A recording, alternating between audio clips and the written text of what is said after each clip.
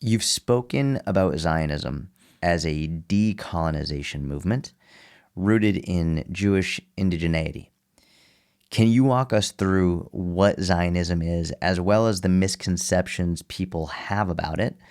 Can you discuss the historical connection of the Jewish people to the land of Israel, and how that narrative differs from the common perception of Israel as a modern colonial project?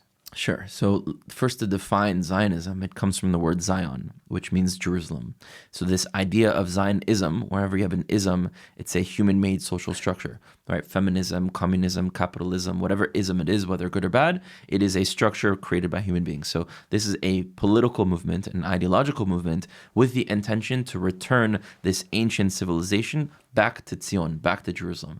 Now, the Jewish people, although some always maintained a presence in that land, wherever we were displaced, we all prayed towards Jerusalem. We all said at least once a year, Shana Ba B'Yerushalayim, next year we will come back to Jerusalem. When we got married and we smashed the glass, if someone's been to a Jewish wedding or have seen it in the movies, or you smash a glass and you yell Mazal Tov, that smashing of the glass represents the destruction of Jerusalem, the destruction of our temple, and the promise that the children from this wedding will come back to Jerusalem. And before you do that, you say, Im tishkachech Yerushalayim tishkachech yimini. If you forget Jerusalem, let your right hand forget what it's supposed to do.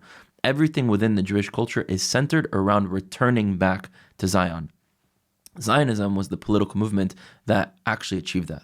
There were other movements before that weren't titled Zionism, that sought to help Jews come back to the land. They failed, so most people don't know about them. But Zionism was the movement that succeeded in doing so. Now, of course, Zionism was started mostly by secular Jews, so a lot of the religious Jews rejected that because there was so much division.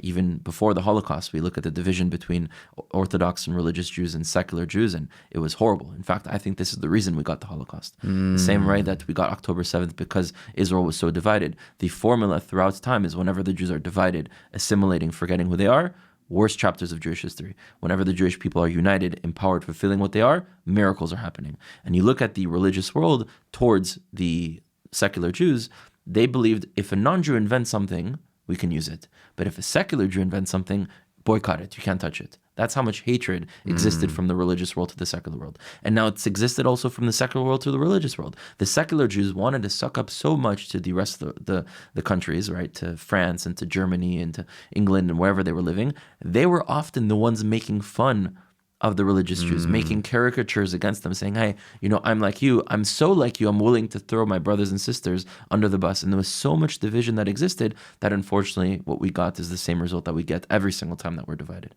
But if you look at that division, of course, if secular Jews are the ones creating this movement of Zionism, a lot of religious Jews are going to reject it, not because they're against the idea, but because they're against the source of the idea, which is why you see still movements like Natoi Kauta and other Jews that are rejecting Zionism. It's from ego.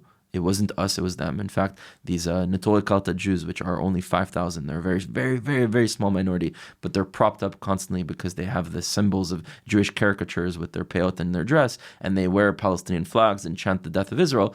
Their real ideology is not that there would be a Palestinian state.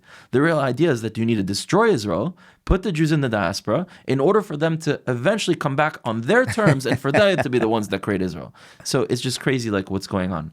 But there was this rejection that existed, less so after the creation of Israel, because miracles happened in most of the religious world accepted it, but this was a movement to return back to Zion. And if you look at the original writings of some of the leaders of this movement, like Herzl, he believed in a Jewish state that would include the Palestinians, that would include a freedom for all that were living there. So the intentions of Zionism was to create this beautiful civilization that would be the reincarnation of our ancient civilization, that would have a mix of being more modern today with how the times have evolved, and would be a space for all to live.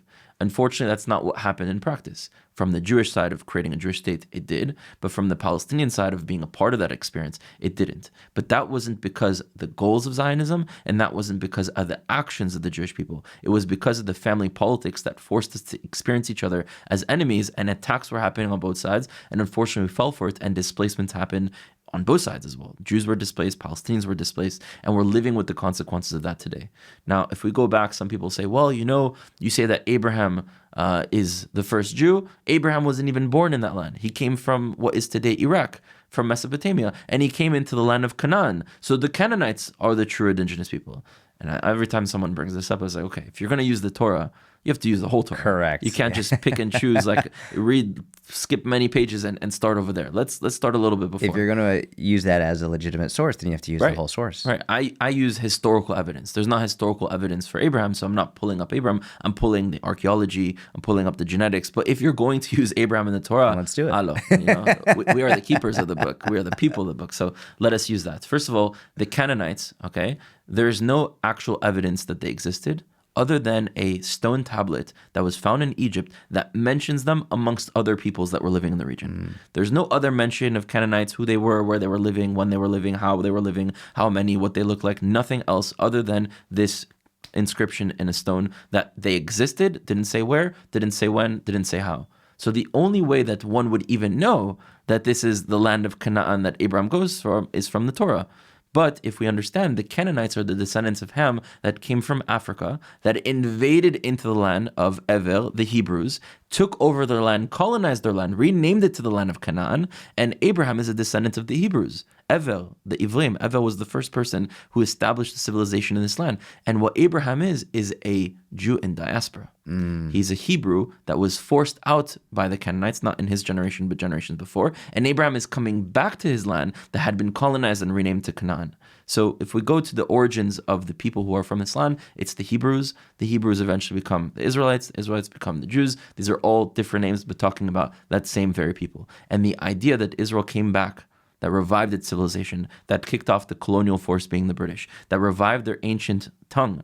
They decolonized their tongue, bringing back Hebrew, and created a model of light and success to all minorities and indigenous peoples around the world, is the reality of Zionism. But Zionism is incomplete, because we have yet to really establish a reality here that includes all of the peoples. And I understand why Palestinians reject Zionism, because they're not included in it. And a lot of Israelis are like, well, okay, what about the Israeli Arabs that have amazing lives, they have the right to vote, they have, great situations, education, opportunities, they become doctors and lawyers, they don't even have to do the army, and they can get all these benefits from the country. A lot of them still reject Israel. And I explain to them, it's like, okay, I always ask them, where do you live? And let's say it's a Jew that's living in the East Coast. I'm like, okay, imagine you're living in the East Coast and you have full equal rights, respected as a Jew, all is good. But the Jews living on the West Coast don't have equal rights and are suffering. Would you be okay with America even though you have a good life? No. You're not okay with America until all Jews experience it that way. So many Palestinians cannot accept Israel until all Palestinians can experience Israel in the way that they would desire, which is one with dignity, with justice, and with equality.